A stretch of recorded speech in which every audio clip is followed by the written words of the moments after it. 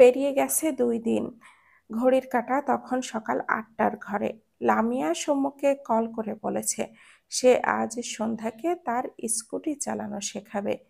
এরপর সেই দিক দিয়ে একেবারে কলেজে যাবে। মেয়েটাকে ডিপ্রেশন থেকে বের করার উপায়। সৌম্য সম্মতি দিয়েছে, তবে বারবার করে লামিয়াকে বলেছে তার বনুকে যেন সাবধানে শেখায়, একা না ছাড়ে। সন্ধ্যা বিছানার ধারে 2 পা সামান্য উঁচু করে বসে আছে। পেছনে সৌম্য বসা। সে সন্ধ্যার লম্বা চুলগুলো আঁচলে বেনি করে দিচ্ছে। সামনে ইরা, তার হাতে খাবারের প্লেট। মেয়েটা সন্ধ্যাকে খাওয়ানোর জন্য অনেকক্ষণ ধরে বসে আছে, কিন্তু পারছে না। সন্ধ্যা নিশ্চুপ, এক ধ্যানে কোন দিকে যে চেয়ে আছে সে হয়তো নিজেও জানে না। সে খাবার খাবে না, কথাটি একবার বলে একেবারে চুপ হয়ে গেছে। শেষমেশ ইরা হতাশ হয়ে চুপ করে বসে রইল। সৌম্য সন্ধ্যার হাঁটু সমান চুলগুলো খুব সুন্দর করে বেনুনি গেঁথে, এরপর সেই বেনুনি পেঁচিয়ে পেঁচিয়ে খোপা করে দেয়। কাজ শেষে সৌম্য ইরার দিকে তাকায়। ইরা সৌম্যের দিকে তাকালে দুজনের চোখাচোখি হয়। সৌম্য চোখ সরায় না। ইরা লক্ষ্য করলো সৌম্য ভীষণ মনোযোগ দিয়ে শুধু তাকেই দেখছে। ইরা মৃদু স্বরে বলে, সৌম্য। সৌম্যর ধ্যান ভাঙে। হ্যাঁ। ইরা মৃদু হাসল। সৌম্যকে তার মাঝে মাঝে অদ্ভুত প্রাণী মনে হয়। তার প্রতি সৌম্যের দৃষ্টিতে বরাবরই মুগ্ধতা মিশেছিল, অথচ এখনকার ব্যাপারটা আলাদা। আয়নার সামনে দাঁড়ালে যেখানে তার নিজেরই দৃষ্টি বারবার বুজে আসে, বিতৃষ্ণা এসে ভিড় জমায়, সেখানে তার স্বামী শুধু তাকে দেখে, মুগ্ধ হয়ে দেখে। এরা সন্ধ্যার দিকে তাকায়, মন খারাপ করে বলে, বুঝেছি সন্ধ্যা, আমার হাতে কেন খাচ্ছ না? আমার এমন বিশ্রী মুখ দেখলে সন্ধ্যার খেতে ইচ্ছে করে না। যাচ্ছি আমি, তোমার ভাই তোমাকে খাওয়াবে। কথাটা বলে ইরা উঠে দাঁড়ায়। প্লেটটি সন্ধ্যার সামনে রেখে সোজা হতে গেলে সন্ধ্যা দ্রুত ইরার হাতটা টেনে ধরে। ঝাপসা চোখে তাকায় ইরার পানে, ভাঙা স্বরে বলে, তুমি এভাবে বলতে পারলে ভাবি? ইরা আবারও মন খারাপ করে বলে, খাচ্ছ না যে তুমি? কখন থেকে বলছি তো, বলো তো। সন্ধ্যার মলিন মুখখানা আরো মলিন হয়। দৃষ্টি নিচু করে, ঘাড় ফিরিয়ে বড় ভাইয়ের দিকে তাকায়। সৌম্যর দৃষ্টি তার বোনের দিকে। সন্ধ্যা ঢোক গিলে বলে, সৌম্য ভাইয়া, বিশ্বাস করো, আমি ভাবিকে নিয়ে এসব ভাবি না। সৌম্য কি বলবে বুঝল না। এরা হতাশ চোখে চায়। ভাবল এটা বললে সন্ধ্যা খেয়ে নেবে, কিন্তু মেয়েটা সত্যি ভেবে নিয়ে আবেগী বাণী ছুঁড়েছে তার ভাইয়ের দিকে।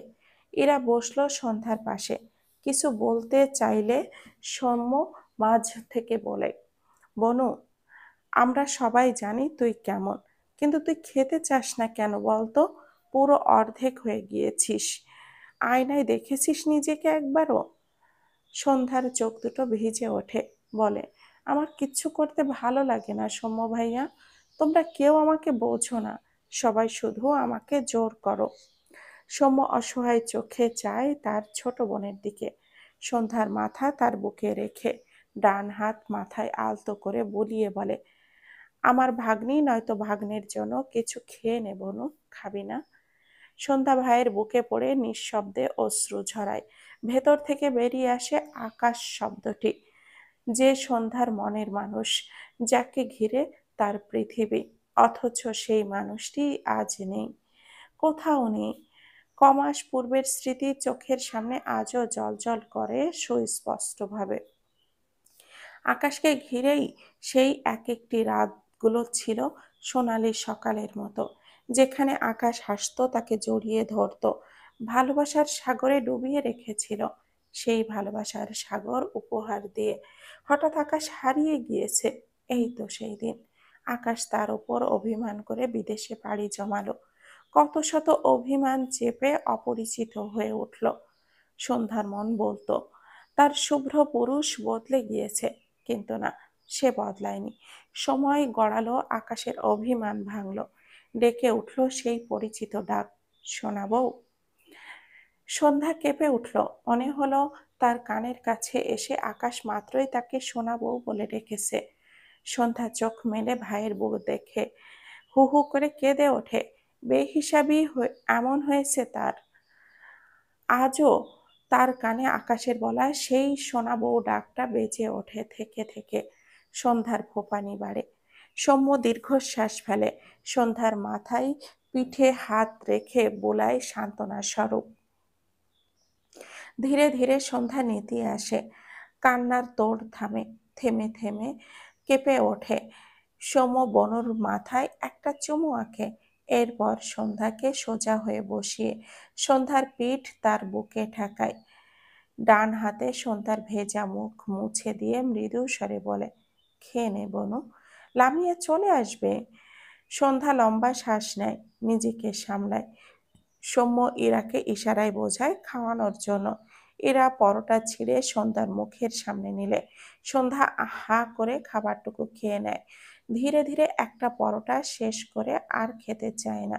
এরা জোর করে না, সন্ধ্যাকে পানি খাওয়ায়। সৌম্য এরা দুজনেই স্বস্তি পায়। সন্ধ্যা বিছানা থেকে নেমে ওয়াশরুমে গিয়ে ফ্রেশ হয়ে আসে। কলেজ ড্রেস অথবা কলেজ ড্রেসের বোরখা পরে ইরা বোরখার ওপরে সন্ধ্যার হেজাবটা বেঁধে দেয়। সন্ধ্যা চুপ করে ইরাকে দেখে। ইরা তার খুব যত্ন করে, সবাই করে, তার সৌম্য ভাইয়া, খালাম্মা। কিন্তু সন্ধ্যা যাকে একটা বার দেখতে চায় তাকে আর পায় না। বাঁচতে ইচ্ছে করে না মেয়েটার। কিন্তু সে মরে গেলে তার বাচ্চার কি হবে? এই একটি কথাতেই সন্ধ্যার কদম থেমে যায়, স্থির হয়ে যায়। মনের কোণে কিছু শব্দ উকি দেয়, যেগুলোর অর্থ তাকে বাঁচতে হবে। লামিয়া আসলো। সৌম্য সন্ধ্যাকে নিয়ে আসে আর বারবার সাবধানে চালাতে বলেছে লামিয়াকে। সন্ধ্যাকে জানাই কেস শেষে গিয়ে ক্লাস শেষ হয়ে গিয়ে নিয়ে আসবে। আর লামিয়া, সৌম্য আর সন্ধ্যাকে দেখে মন ভরে। তারা ভাই বোন কিছুই নেই। সৌম্যকে দেখে দুঃখ বোধ হয়। ইস, এমন একটা বড় ভাই নামক ছায়া যদি তারও থাকতো।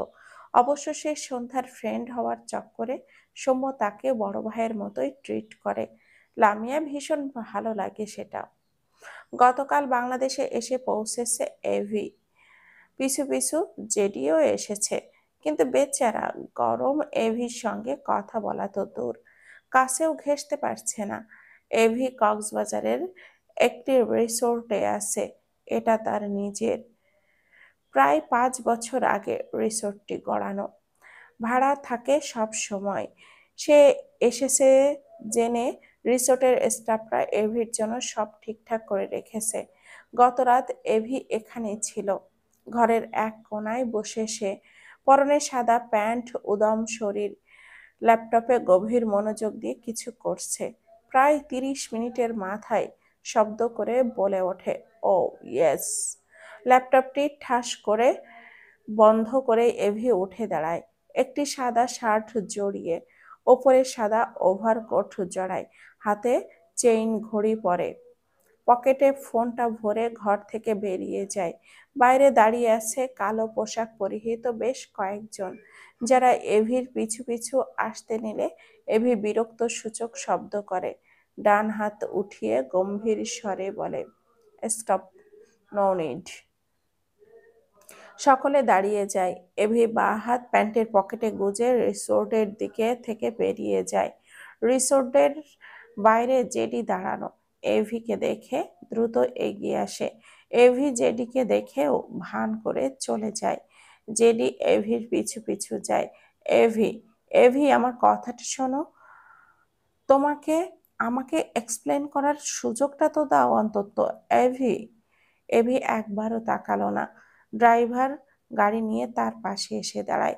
ভেতর থেকে বেরিয়ে গাড়ির দরজাটা খুলে দেয়। এভি ভেতরে আসতে বসতে নিলেই জেডি এভির হাতটা টেনে ধরে।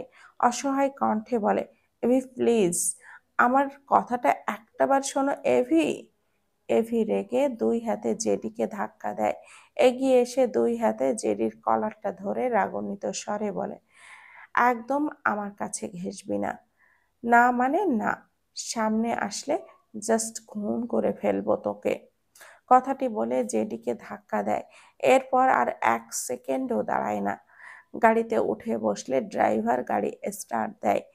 যেটি সময় নষ্ট করলো না, এক প্রকার দৌড়ে গিয়ে গাড়িতে উঠে বসে, গাড়ি স্টার্ট দেয়। এভির গাড়ি পিছু পিছু যায়, চোখে মুখে অসহায়ত্ব। এভি তীক্ষ্ণ চোখে আয়নার দেখে জেডি তার গাড়ির পিছু পিছু আসছে, মাথাটা এপাশ ওপাশ নাড়ায়। হঠাৎ ডান হাত বাড়িয়ে ড্রাইভারকে টেনে সরিয়ে দিয়ে পেছনের দিকে ড্রাইভিং সিটে সে বসে। গাড়ির গতিপথ স্বল্প সময়ের জন্য এদিকে ওদিকে হয়, তবে এভি দক্ষ হাতে সামলে নেয়। ড্রাইভার পাশের সিটে ভীত চোখে চেয়ে আছে এভির পানে। তাকে একটা কথাও পর্যন্ত বলল না এক্ষুনি অ্যাক্সিডেন্ট হলে কি হতো। যদিও সে নিজেও তো নিজের জীবন ঝুঁকি নিয়েই এভির সাথে আছে। কথাটা ভেবে ছেলেটি ঢোক গেল। এভি চোয়াল দিল, শক্ত দুহাতে গাড়ির স্টিয়ারিং ঘোরায়। গাড়ি আঁকাবাঁকা ভাবে চলছে, গতি সর্বোচ্চ। মনে হচ্ছে যে কোনো মুহূর্তে অ্যাক্সিডেন্ট হয়ে যাবে। পাশের ছেলেটি যান হাতে নিয়ে বসে আছে। এভি স্টিয়ারিং দ্রুততার সাথে একবার এদিকে তো একবার ওইদিকে ঘুরিয়ে গাড়ি চালায়। ফলস্বরূপ জেডির নাগালের বাহিরে চলে আসে। আয়নায় তাকিয়ে জেডির গাড়ির অস্তিত্ব টের না পেয়ে এভি বাঁকা হাসল। জেডি এভির গাড়ি হারিয়ে ফেলে আরো কিছুক্ষণ গাড়ি চালালো। কোথাও এভির গাড়ির টিকিটিও না পেয়ে জেডি হতাশার শ্বাস ফেলে। অবাক হয় না, কার ড্রাইভিংয়ে এভির সাথে সে কখনোই পারেনি, আজ না পারাটাই তো স্বাভাবিক। সিটে হেলান দিয়ে চোখ বুজল, মুখাবে ভীষণ অসহায়ত্ব। স্মৃতির পর্দায় ভাসল কিছু। জেডির ঠোঁটের কোণে সূক্ষ্ম হাসি ফুটে ওঠে, বিড়বিড় করে, অ্যাভিজান, পারবি না এভাবে। কিছু সময় পর জেডি গাড়ি থেকে বের হয়, আশেপাশে তাকিয়ে একটি ক্যাফে চোখে পড়ল, সেই দিকে এগিয়ে যায়। কারোর সাথে ধাক্কা খেয়ে এভি বিরক্ত চোখে তাকায়। সামনের ছেলেটি কয়েকবার বলে, সরি ভাইদা। অরুণের কথা থেমে যায়, দৃষ্টিতে বিস্ময় আওড়ায়।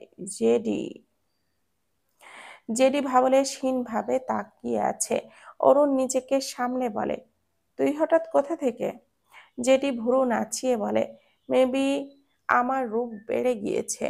তোর দৃষ্টিতে এত মুগ্ধতা কেন মাই ডিয়ার অরুণ মরুণ? অরুণ নিজেকে সামলালো। জেডির পা থেকে মাথা পর্যন্ত চোখ বোলায়। নিজেকে কালো পোশাকে আবৃত করেছে জেডি। অরুণ গলা ঝেড়ে বলে, এতদিন কোথায় ছিলি? আজ হঠাৎ কোথা থেকে বের হলি? জেডি অরুণকে পাশ কাটিয়ে ক্যাফের দিক থেকে যেতে বলে, ছিলাম একখানে। অরুণের পিছু যায় আর বলে, তুই আকাশের ব্যাপারে জানিস? জেডি হাসলো, বলে, আমার জানার কথা না কি? অরুণ দীর্ঘশ্বাস ফেলল।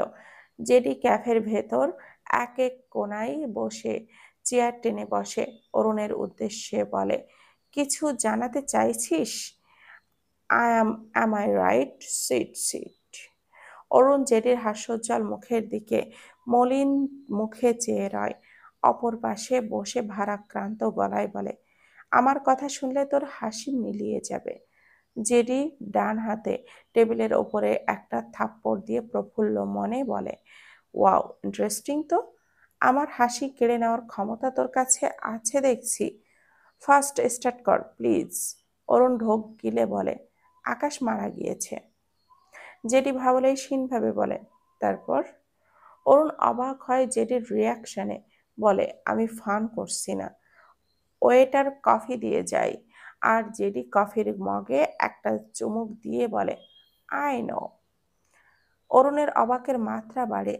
যে ছেলে আকাশের কিছু হলে দুনিয়া উল্টে পাল্টে ফেলে, সে কত বছর আকাশের থেকে দূরে ছিল, আর এখন তার শোকের খবর শুনে জেডির মাঝে কোনো প্রতিক্রিয়া নেই। অরুণের চোখ জোড়া ভরে ওঠে কেন যেন। দু হাতে ঝাপসা হয়ে আসা চোখ দুটো ডোলে স্বাভাবিক করে। জেডির দৃষ্টি অরুণের পানে, ঠোঁটের কোণে হাসি হাসি। অরুণের খেয়ালে আসে বিষয়টি, রেগে যায় সে। নিজেকে যথাসম্ভব সংবরণ করে উপহাসের সুরে বলে, সবসময় ডায়লগ ডায়লগ ছিল তবে। আকাশের মৃত্যুর খবর শুনেও তোর মাঝে কোনো ভাবান্তর নেই? তুই আকাশকে। জেডি কফির মগ টেবিলের উপরে রেখে দাঁড়িয়ে যায়। দুই হাত প্যান্টের পকেটে গুজে অরুণের দিকে এগিয়ে এসে দাঁড়ায়। একটু ঝুঁকে বাঁকা হেসে বলে, জেডি বেঁচে থাকতে এভি কখনো মরতে পারে না। অরুণ বিস্ময় দৃষ্টিতে তাকায়। জেডি ডান দিকে ঠোঁট বাঁকায়, ডান চোখ টিপ দেয়। অরুণের অবাকতায় তার হাসি দীর্ঘ হয়। সোজা হয়ে দাঁড়িয়ে ক্যাফে থেকে বেরিয়ে যেতে যেতে ঘাড় এদিকে ওদিকে নাড়ায়, যেন গানের তালে একটু আদ্র দুলছে। অরুণ এক প্রকার দৌড়ে ক্যাফে থেকে বেরিয়ে যায়। জেডি এগিয়ে যাচ্ছে। অরুণ দ্রুত পায়ে জেডির সামনে এসে দাঁড়ায়। দু হাতে জেডির কলার ধরে রাগান্বিত স্বরে বলে, আকাশ কোথায়? জেরি শব্দ তুলে হাসে। অরুণের মুখে ফু দেয় একবার, বলে, খুব জ্বলছে? অরুণ রেগে তাকায়। জেডি তার কলার থেকে অরুণের হাতটা ঝাড়া মেরে সরিয়ে দিয়ে শক্ত গলায় বলে, আমারও জ্বলছিল, বিশ্বাসঘাতক। অরুণ চোখ বুজে নিজেকে শান্ত করার বৃথা চেষ্টা করে। চোখ মেলে দাঁত কিরমির করে বলে, আকাশ কোথায়? জেডি হেসে বলে, নিজে খুঁজে নে। এরপর জেডি অরুণের পাশ কাটিয়ে এগিয়ে যায়। অরুণ দ্রুত উল্টো ঘুরে চেঁচিয়ে বলে, জ্যাক। শব্দটি জেডির কানে পৌঁছাতেই ঝড়ের বেগে এগিয়ে এসে অরুণের নাক বরাবর একটা ঘুষি মেরে দেয়। ডান হাতে অরুণের কলার ধরে চিবিয়ে চিবিয়ে বলে, only AV gets this name, nobody else. Arun অবাক হলো না, রাগলও না। জেডির রিয়াকশন দেখে নিশ্চিত হয়েছে আকাশ বেঁচে আছে, কিন্তু কিভাবে? তাছাড়া তারা আকাশের লাশ পায়নি। সব মিলিয়ে অরুণের মাথা ঘুরছে। অসহায় কণ্ঠে বলে, আকাশ কোথায়? প্লিজ বল, ওকে ছাড়া আমরা কেউ ভালো নেই। জেডি হেসে ফেলল। অরুণকে ছেড়ে গা দুলিয়ে হাসতে শুরু করলো। এদিকে ওদিকে তাকায়। বেশ কিছুক্ষণ পর নিজেকে সামলে বলে, তো মরে যা তোরা, I don't care my dear. Arun রেগে বলে, আকাশ কোথায়? জেডি হেসে বলে, আসমানের নিচে জমিনের ওপর, দুটো ক্লু দিয়েছি, যা এবার খুঁজে নে। অরুণ হতাশ হলো। জেডি বলবে না সে জানে, বলার কথাও না। আকাশ কি সত্যি বেঁচে আছে? তাহলে তাদের কাছে আসলো না কেন? পুরো 4 মাস পেরিয়েছে। অরুণ জেডির দিকে তাকায়। কি হচ্ছে কিছুই বুঝতে পারছে না। জেডি হাসলো, কিছুই বলল না। তার গাড়িতে গিয়ে বসে গাড়ি স্টার্ট দেয়। কলেজ ছুটি হয়েছে 5 মিনিট হলো। লামিয়া সন্ধ্যাকে নিয়ে স্কুটির কাছে এসে দাঁড়িয়েছে। সম্মুখে না দেখে লামিয়া সন্ধ্যাকে নিয়ে স্কুটি সহ একটি ফাঁকা জায়গায় আসে। কলেজে আসার পথে লামিয়া সন্ধ্যাকে স্কুটি চালানো শিখিয়েছে। এরপর সন্ধ্যা 2 মিনিটের মতো চালিয়ে পড়ে যেতে নিলে লামিয়া দৌড়ে এসে আটকায়। জায়গাটি ফাঁকা, এই জন্য লামিয়া সন্ধ্যাকে আবারও চালাতে বলে। কয়েকদিন চালিয়ে নিতে পারলেই আর সমস্যা হবে না। সন্ধ্যা নাকচ করে দিল, তার ভালো লাগছে না। লামিয়া হতাশ হলো। সন্ধ্যা মন ভালো করার জন্য তার মুখে একটুখানি হাসি ফোটানোর যুদ্ধে জয়ীর সমান। ছেলে কণ্ঠে লামিয়া ডাকটা শুনতে পেয়েই সন্ধ্যা লামিয়া দুজনেই সামনে তাকায়। সাদা প্যান্ট, সাদা ওভারকোট, সাদা জুতো, মুখে সাদা মাস্ক পরিহিত এক লোক দাঁড়ানো। সবচেয়ে আকর্ষণীয় লাগছে চোখের সোনালি মণি দুটো। রোদের মাঝে চকচকে জিনিস যেমন ঝিলিক দেয়, এভির চোখ দুটো তেমনি চিকচিক করছে। এভি এগিয়ে এসে সন্ধ্যা আর লামিয়ার সামনে দাঁড়ায়। একবার সন্ধ্যার দিকে তাকায়, তবে সন্ধ্যাকে নিয়ে তার মাঝে কোনো ভাবান্তর হলো না। সে দৃষ্টি ঘুরিয়ে লামিয়ার দিকে তাকায়। সন্ধ্যা অবাক হয়ে দেখছে এভির চোখ দুটো। লামিয়ার বলা কণ্ঠটি তার পরিচিত ঠেকেছে। মেয়েটা ঢোক গিলল দুবার। এভি লামিয়ার দিকে চেয়ে গম্ভীর গলায় বলে, Miss Lamia, you know I am a single man. সন্ধ্যার পুরো শরীর শিরশির করে ওঠে। এই কণ্ঠ সে চেনে। এই কণ্ঠ একমাত্র তার আকাশের। তাহলে এই লোক তার আকাশের কণ্ঠ কোথায় পেল? সন্ধ্যার চোখের পানি জমে। এখন তার নিজেকে পাগল বলতে ইচ্ছে করছে। সে সারা রাত কল্পনা করে আকাশকে, সারাদিন আকাশের কণ্ঠ তার কানে বাজে, আর এখন অন্যজনের মাঝে আকাশের কণ্ঠ শুনতে পাচ্ছে। সন্ধ্যা নিজেকে সামলে নিতে চায়, পারলে তো ভালো। ডান চোখ ফেটে এক ফোঁটা জল গড়িয়ে পড়ে। এদিকে লামিয়া অবাক হয়ে চেয়ে আছে এভির পানে। কোথা থেকে কে এসে তাকে বলছে সে সিঙ্গেল? ভদ্রলোক সিঙ্গেল হতেই পারে, এটা জেনে লামিয়া কি করবে? সে বলে, আপনি সিঙ্গেল না মিঙ্গেল এটা জেনে আমি কি করব ভাই? চোখের পলকে এভি বা হাত উঠিয়ে লামিয়ার ডান গালে কষিয়ে একটা থাপ্পড় মেরে দেয়। লামিয়া সন্ধ্যার ওপর হুমড়ি খেয়ে পড়ে। সন্ধ্যা দুই হাতে লামিয়াকে আগলে নেয়। দুই বান্ধবী বিস্ময় চোখে তাকায় এভির দিকে। এভির রাগে ফোঁস করতে করতে হিসিয়ে বলে, এভি ফান একদম পছন্দ করে না, ওকে? রাবিশ। এভি নামটি শুনে সন্ধ্যা লামিয়া দুজনেই ঢোক গেল। খুব বুঝলো লামিয়া যার সাথে মজা করে পোস্টটি দিয়েছিল এটাই সে। লামিয়া কেঁদে দেওয়ার মতো অবস্থা। এই লোক তো সাংঘাতিক, একদম তাকেই খুঁজে বের করেছে। একটা থাপ্পড় খেয়ে বেচারির মাথা ভন ভন করছে। এভি আবারও লামিয়ার দিকে হাত বাড়ালে সন্ধ্যা এভির হাত শক্ত হাতে চেপে মাঝপথে আটকে দেয়। এভি রেগে তাকায় সন্ধ্যার দিকে। সন্ধ্যা ভয় পেল না। তার বান্ধবী অপরাধ করেছে ভালো কথা, কিন্তু একজন ছেলে হয়ে রাস্তার মাঝে মেয়ের গায়ে হাত তুলবে বারবার? এটা সন্ধ্যা বান্ধবী হয়ে মেনে নেবে না, কখনোই না।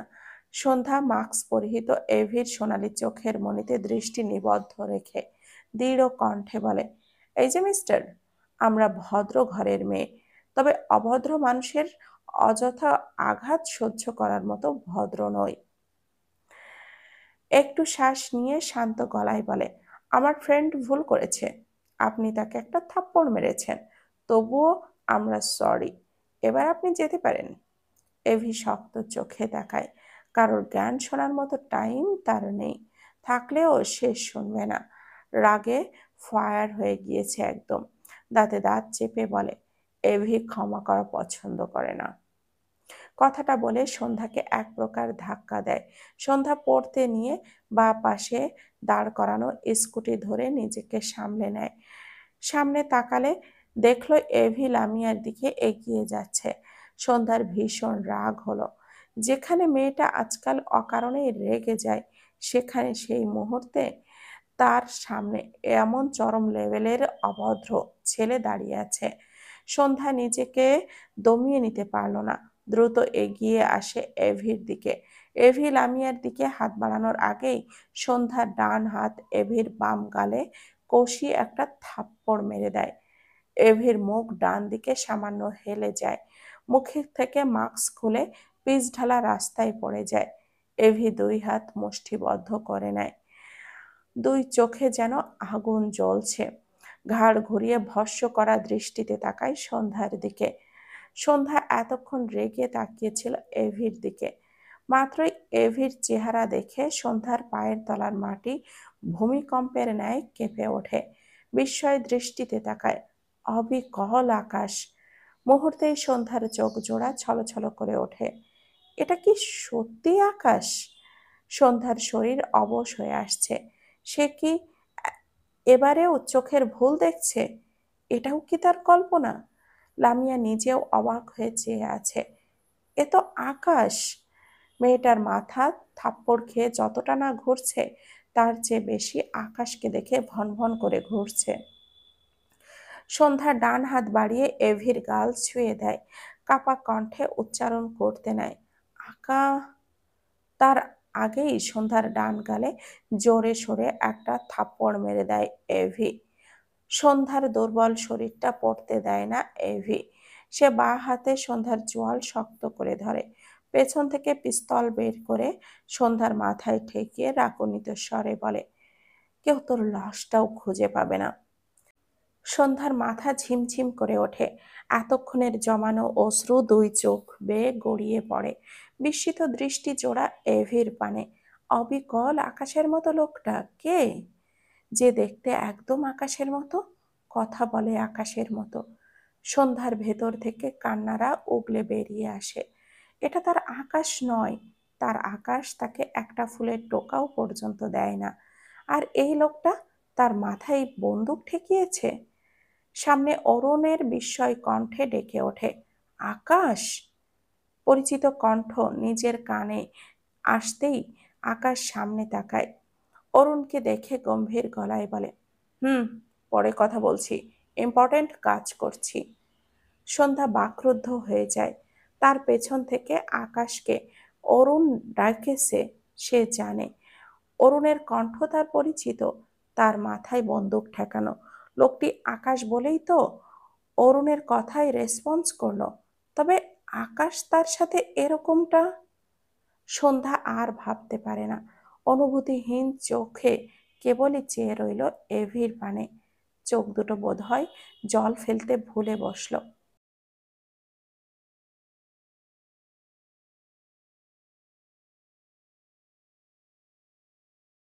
সবাইকে অনেক অনেক ধন্যবাদ।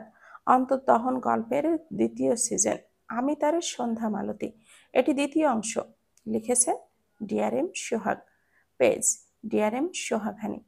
ভালো থাকবেন, সুস্থ থাকবেন। আল্লাহ হাফেজ।